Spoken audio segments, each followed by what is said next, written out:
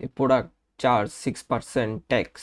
একটা প্রোডাক্টের উপর 6% কর ধার্য করা হয়েছে। প্রোডাক্টের প্রাইস হচ্ছে 25 টাকা। 25 টাকা। How much do you owe? Owe মানে হচ্ছে গিয়া আমার কতটুকু মোট টাকা দিতে হবে বা কতটুকু পাওনা বা ঋণগ্রস্ত, জিনিসটা হচ্ছে এরকম। তো এই যে মোট প্রোডাক্টের প্রাইস তো 25 টাকা, ভ্যাট সহ আমার প্রোডাক্টের দাম কত সেটাই হচ্ছে গিয়ে জানতে চাইছে, মানে আমাকে মোট কত টাকা খরচ করতে হবে। How much do you owe. এখানে কোশ্চেনটা অন্যভাবেও আসতে পারতো, যে ভ্যাট সহ প্রোডাক্টের প্রাইস কত, এভাবেও চাইতে পারতো। তো এটা একটা নতুন ভোকাবুলারি। তো এভাবে কোশ্চেনটা আসতে পারে আর কি।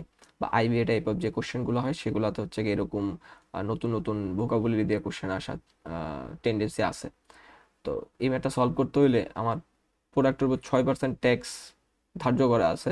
তো প্রোডাক্টের প্রাইস হচ্ছে 25 টাকা। তো আমাকে আগে বের করতে হবে ট্যাক্স কতটুকু আমাকে দিতে হবে। 25-এর 6% কত টাকা হয় সেটুকু হচ্ছে আমাকে ট্যাক্স দিতে হবে। তাহলে 25-এর 6% আমরা বের করি। 25, 25 আর 6%, 25-এর 6%।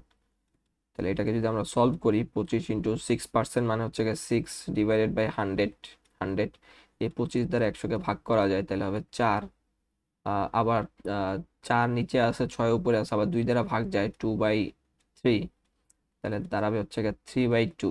3/2-কে যদি দশমিকে নেই তাহলে হচ্ছে গিয়ে আমাদের আসবে 1.5 টাকা। এই 1.5 টাকা হচ্ছে গিয়ে আমাকে ভ্যাট দিতে হবে বা ট্যাক্স দিতে হবে।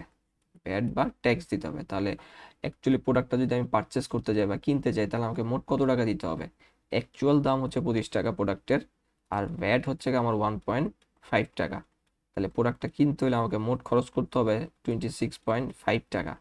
এটা অ্যাকচুয়ালি আমাকে মোট খরচ করতে হবে। How much do you owe মানে হচ্ছে গিয়ে এটাই আর কি, মোট প্রোডাক্টের জন্য আমাকে কত টাকা দিতে হবে বা কত টাকা খরচ করতে হবে। তাহলে অ্যান্সার হচ্ছে আমাদের বি নাম্বারটা 26.5।